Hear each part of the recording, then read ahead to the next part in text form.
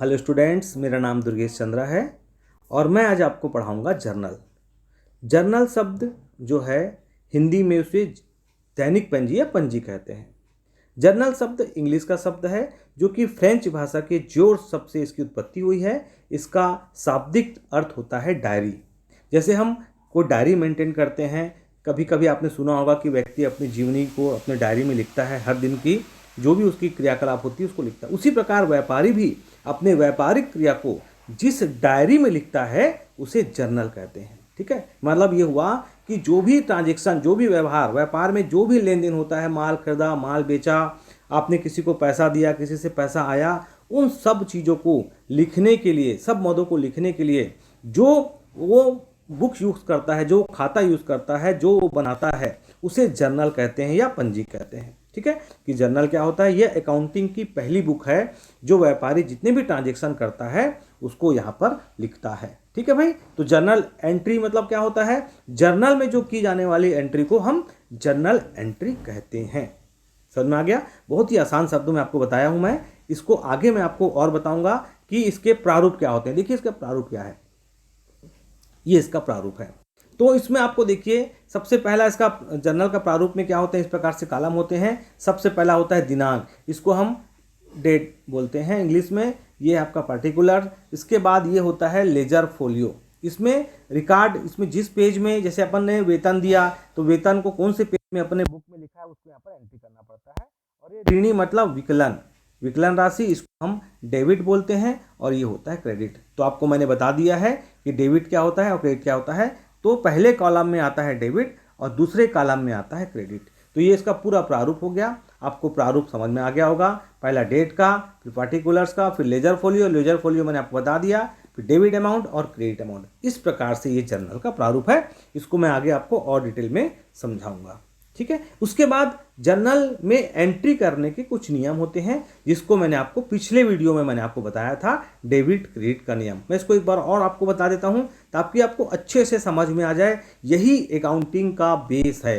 तो आप इस बेस को अच्छे से समझिए कि जर्नल एंट्री करने का नियम या डेबिट क्रेडिट करने का नियम।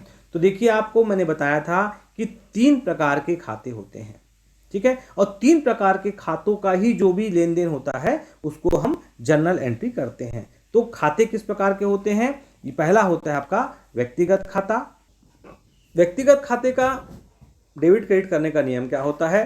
पाने वाला जो व्यक्ति होता है वो विकलन और देने वाला समाकलन। तो व्यक्तिगत खाते में आते क्या क्या हैं आपको मैं बता दूं। राम का खाता, श्याम का खाता, एक्स लिमिटेड कंपनी, जितने भी नाम आते हैं, x limited company, bank, firm का नाम, ये सब हम व्यक्तिगत खाते में लेते हैं। 3 प्रकार के खाते होते हैं, व्यक्तिगत खाता, वास्तविक खाता और नाम मात्र खाते। इसको बोलते हैं पर्सनल अकाउंट। मतलब जितने भी नाम होते हैं, नाम से संबंधित खाते होते हैं, उसको हम इसमें व्यक्तिगत खाते में लेते हैं। तो इसका नियम क्या होता है? सिंपल सा नियम है, पाने वाला विकलन और देने वाला समाकलन। जैसे हमने क्या किया, राम को 10,000 रुपये दिया। ठीक है भाई, राम को तो पाया कौन पैसा? राम ने पाया। तो राम खाता क्या हो जाएगा? राम खाता विकलन। ठीक, उसी प्रकार से अगर श्याम से पैसा आया है ना भाई, हमारे पास श्याम से पैसा आया तो दिया कौन? श्याम दिया। तो श्याम खाता समाकलन, समाकलन को से या क्रेडिट। यहां पर इसको इंग्लिश में लिखेंगे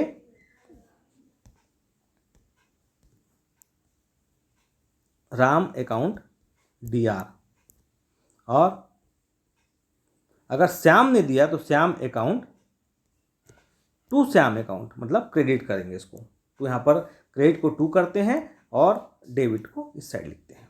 ठीक, इस प्रकार से अगर आपको सिंपल सा नियम है, पाने वाला जो भी पाया उसको विकलन करेंगे और जो भी दिया उसको समाकलन करेंगे। आपको मैं और एंट्री जब बताऊंगा तो आपको यहाँ पर डिटेल समझ में आ जाएगा। वास्तविक खाता, वास्तविक खाता क्या होता है? जितने भी संपत्ति होती हैं, संपत्ति से संबंधित, जैसे रोकड़, भवन, है ना, आपका फर्नीचर, जितने भी चीज़ें हैं वो सब आपकी संपत्ति हैं। आपका इसमें आता है क्रय विक्रय भी आता है, क्रय विक्रय, क्रय वापसी, जितने भी आप परचेस करेंगे, सेल करेंगे, रोकड़, आपका कैश, बिल्डिंग, फर्नीचर, जितने भी आपकी संपत्तियां हैं, जितने भी आपके एसेट्स हैं, जितने भी एसेट्स, चाहे वो आपको आपका दिखने वाला हो, मूर्त हो या अमूर्त हो। अमूर्त मतलब क्या होता है? गुडविल, आपका ख्याति, ख्याति आपको दिखती नहीं है। तो ये जितनी भी संपत्ति हैं ये वास्तविक खाते में आता है। और वास्तविक खाते में जहां पर आपने संपत्ति खरीदा, रोकड़ दिया, रोकड़ आया, बिल्डिंग परचेस किया, क्रय किया, सेल किया, परचेस किया, जो भी आप अगर आएगा तो वास्तविक खाते के अंतर्गत आता है। वास्तविक खाते का रूल क्या है? जो वस्तु व्यापार में आता है, जो वस्तु व्यापार में आता है उसे विकलन कहते हैं, और जो व्यापार से जाता है उसे समाकलन। जैसे देखो हमने क्या किया, मैं आपको एक सिंपल सा उदाहरण बता रहा हूं। क्या नियम है? जो वस्तु व्यापार में आया उसको विकलन करते हैं। हमने भवन खरीदा, हमने क्या खरीदा? भवन परचेज किया, तो हमारे पास क्या आया? भवन। तो भवन या बिल्डिंग अकाउंट डीआर, भवन खाता विकलन। ठीक, क्यों आया? क्योंकि हमारे पास जो वस्तु व्यापार में आता है उसे विकलन कहते हैं। हमारे पास क्या आया? भवन आया। तो हमारे पास भवन कैसे आया? हमने उसको क्या दिया? पैसा दिया। अब भाई डबल एंट्री सिस्टम है, आप कुछ आपके पास आएगा तो कुछ दोगे आप। आपने क्या दिया? कैश दिया, तो आपके पास से क्या गया? रोकड़। तो व्यापार से जो जाता है समाकलन, तो रोकड़ खाता क्या हो जाएगा? सी। तो यहाँ पर लिखेंगे building account DR, building account आपका डीआर, और टू क्या हो जाएगा? Cash account. ये आपका एंट्री हो जाएगा। ठीक है, तो ये आपने देखा कि जो भी वस्तु व्यापार में आया, दो मैंने आपको बताया एंट्री। वास्तविक खाते में क्या होता है?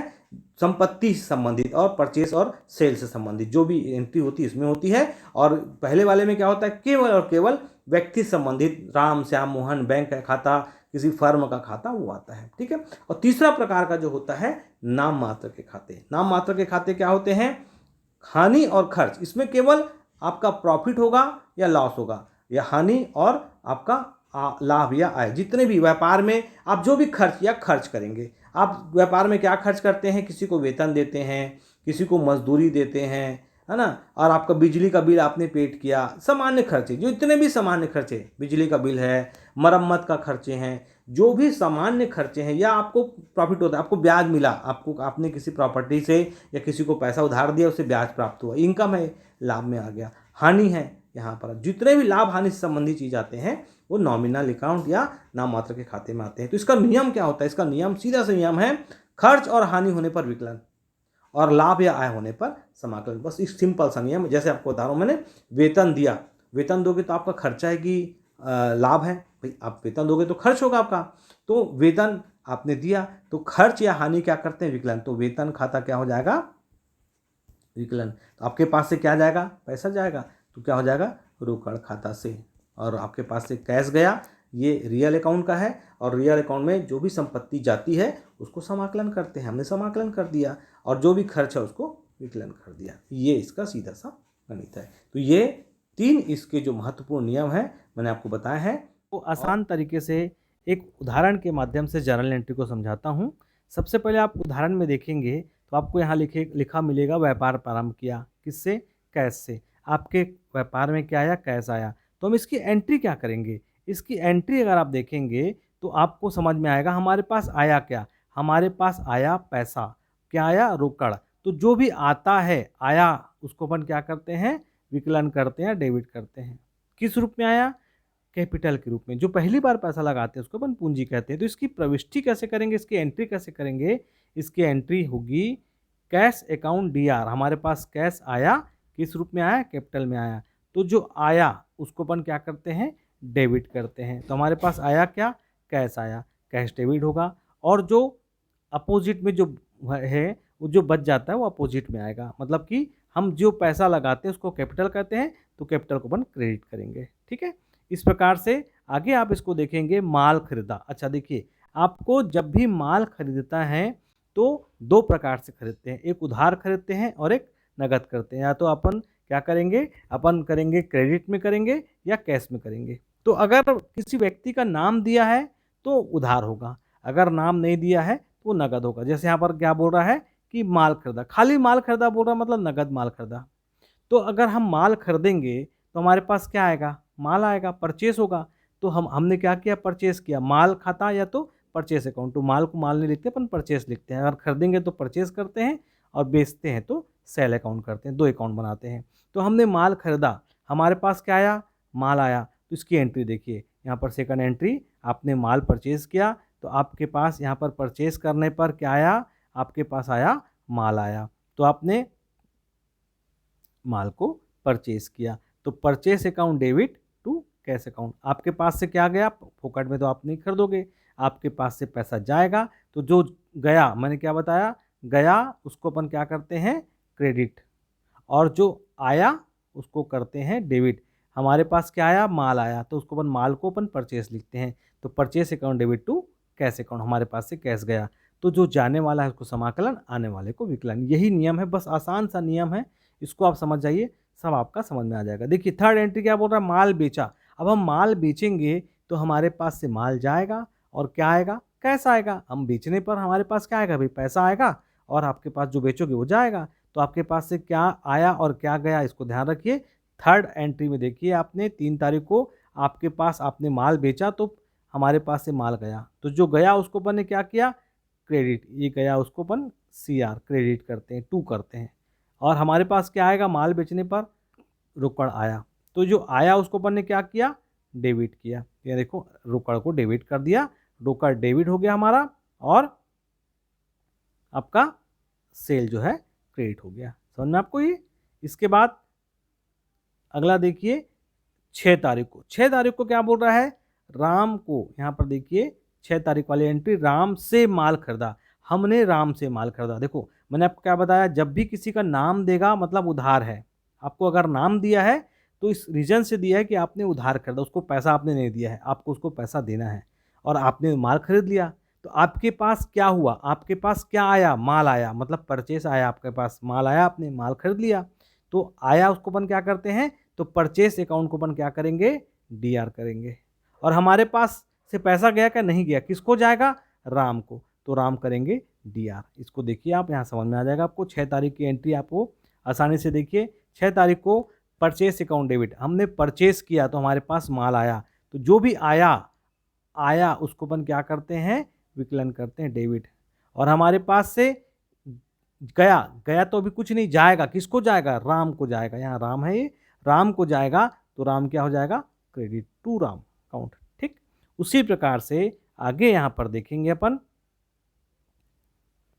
7 तारीख को, हमने मोहन को माल बेचा। अब हम माल बेच रहे हैं, हम जब माल बेचेंगे तो हमारे पास से माल जाएगा, तो जाएगा तो सेल, मैंने बताया माल बेचने पर अपन सेल अकाउंट करते हैं, हम सेल या माल अकाउंट करते हैं या गुड्स अकाउंट करते हैं। मगर गुड्स को अगर हम बेचते हैं तो सेल अकाउंट होता है, और गुड्स को खरीदते हैं तो परचेस होता है। तो देखिए यहाँ पर हम माल को बेच रहे हैं, तो हम माल बेचेंगे तो हमारे पास पैसा आता, मगर यहाँ पर पैसा नहीं आया है। क्यों नहीं आया है, क्योंकि नाम दिया है, जब भी नाम देगा तो उधार होगा, मैं आपको पहले बता चुका है। तो अब यहाँ पर हमने उधार माल बेचा है, तो सोल्ड किया है, तो सेल अकाउंट क्या हो जाएगा अपना, DR। और क्या हो जाएगा, हमने माल बेचा तो हमारे पास क्या हो जाएगा, पैसा आएगा, तो पैसा आएगा। देखिए यहाँ पर फिर से आप समझिए इसको, आपने माल बेचा, तो आपके पास पैसा आना था, मगर आपके पास क्या आएगा, पैसा ना आकर के मोहन आएगा, आप मोहन से पैसा लेंगे, तो मोहन को डेबिट करेंगे आप। और माल बेचने पर आपके पास माल जाएगा, तो माल को क्रेडिट करेंगे या सेल को क्रेडिट करेंगे। तो आप देखिए 7 तारीख को आपको मैं बता रहा हूँ, 7 तारीख की एंट्री में देखिए, आपने माल बेचा तो आपके पास मोहन आएगा, क्योंकि अभी आप मोहन से पैसा लेना है, तो मोहन डेबिट।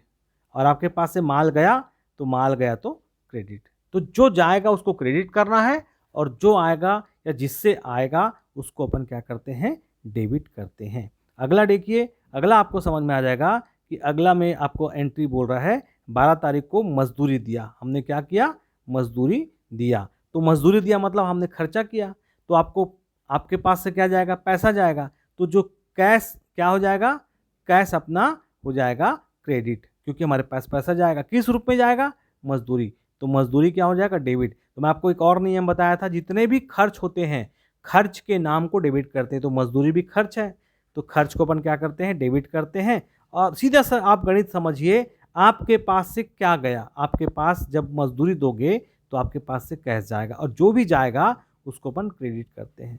किस रूप में गया, मजदूरी के, उसको अपन डेबिट कर देते हैं, बात खत्म। ठीक, उसी प्रकार से आपको नेक्स्ट देखिए नेक्स्ट देखोगे तो आपको ब्याज प्राप्त हुआ, ब्याज प्राप्त हुआ, आपको ब्याज मिला, तो आपके पास क्या आया, पैसा आया।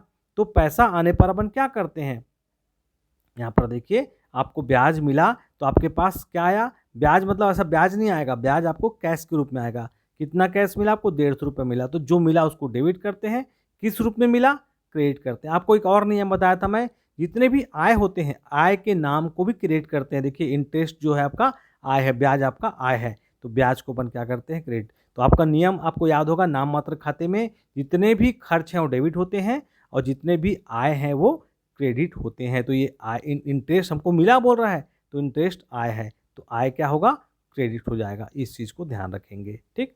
और लास्ट में इसमें एक दो एंट्री और हैं। दूसरी 25 तारीख की एंट्री देखिए, 25,000 रुपये रोकड़ मिला। आप यहाँ देखे होंगे कि आपने मोहन को माल बेचा, सॉरी 2500 रुपये आपने मोहन को माल बेचा। तो आपने जब माल बेचा तो मोहन को माल बेचा था, उधार बेचा था। अब मोहन आपको क्या कर रहा है, पैसा दे रहा है। तो आपके पास क्या आया, बस आपको दिमाग लगाना है, आपके पास रोकड़ आया। तो जो आया डेबिट, किससे आया, मोहन, उसको अपन क्रेडिट कर देंगे। देखिए मैं आपको यही एंट्री करके दिखाया हूँ।